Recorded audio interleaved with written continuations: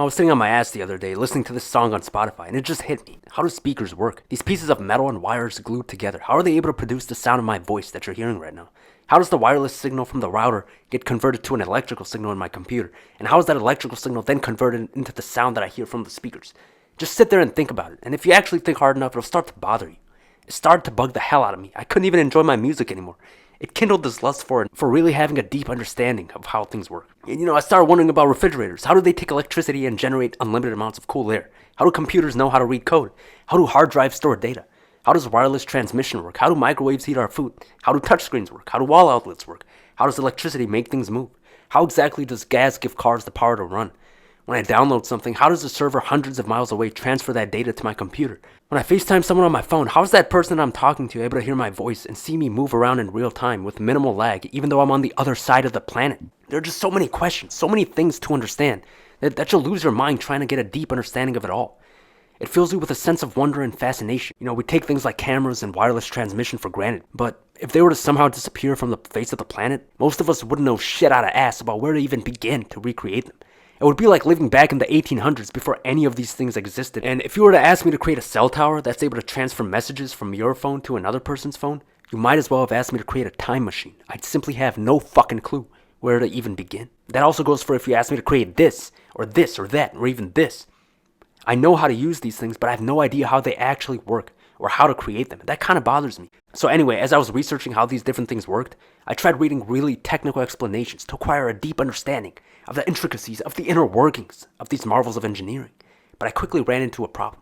Yeah, you see, while trying to read these technical explanations, I would always start to fall the fuck asleep. The way it was explained in these boring ass textbooks was too abstract for my peanut brain to comprehend, at least initially.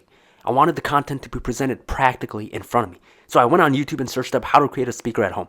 I wanted to see the content presented in a way that reflected how we actually perceived it in the real world, and in a way that I could experiment and tinker with in real life. I thought this was a good place to start before jumping into the complicated technical explanations, because it gave me a visual of the different parts that were at work before I jumped into the more abstract, hard to grasp concepts of things like the electromagnetic field and voltages and all that extraterrestrial bullshit. And it's incredible how nearly every field in the world depends on engineering. Farmers need tractors, construction workers need these machines, cloth makers need sewing machines, chefs need microwaves, ovens, and stoves, musicians need software like Adobe Audition. Modern banks wouldn't even be able to function without databases and servers. The money you keep in your bank account is just a number on a screen. It's stored in a database on the bank's servers. It isn't even backed by actual physical cash. If those servers get destroyed, your money is pretty much gone, because that's the only proof of how much money you have. So it's amazing how much trust we can put on these servers to keep track of even our most sensitive of data. But then again, I'm just talking out of my ass here, right? Me thinks, but me not know. Me really not know. Even our healthcare system is completely dependent on engineering through the use of MRIs, X-rays, surgical machines, online databases to store patient and staff information, oxygen tanks, prosthetic limbs, etc. It just goes on and on. And the internet itself is also such a fascinating concept, because maybe I'm just a dumbass, but I just learned recently how everything on the internet is stored in servers scattered across the world. So the internet is basically the ability to quickly digitally access all of the information that these servers make available to you. And before this, I didn't even know that everything on the internet was stored in an actual physical location. I don't even know what I thought. I never really gave it any thought. I guess I just figured that everything was magically stored in the damn air or something. And I was just thinking about how the internet also fixed the issue of scarcity. Like, for example, before the internet, if the physical copy for a game, for example, was sold out, you wouldn't be able to buy it. Now there's unlimited copies available because you can just buy the game digitally and download it. It's just such a fascinating, such an interesting concept. These inventions that we take for granted now are obviously mind-blowing, but I'm even more mind-blown by the people that invented these things originally, because they had no instruction manual telling them how to make them, right?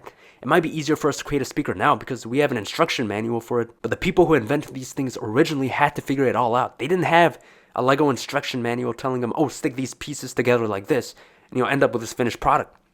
They just had a bunch of different blocks, and they had to figure out how to turn it into this. And that's incredible. So yeah, I have so much respect for engineers, because the reason we can do so many things today is because engineers gave us the ability to do them. They're the ones that gave us the ability to edit videos, to use the chip on our credit cards instead of carrying all this cash around. Ability to trade stocks so quickly and effortlessly from our computers. The ability to print text, to see in the dark. It's water filtration systems, cars, planes, gaming consoles for us to sit down on our asses and play on. ATMs, the internet, the ability to download and upload things, software like YouTube and so much more. It's just incredible. Engineers just have so much power. Like, they can take raw materials and they can create shit. They can take this, and that, and then create this. Engineers are the backbone of modern society. Without their work, we'd still be living like cavemen, shitting on dirt, pissing on trees.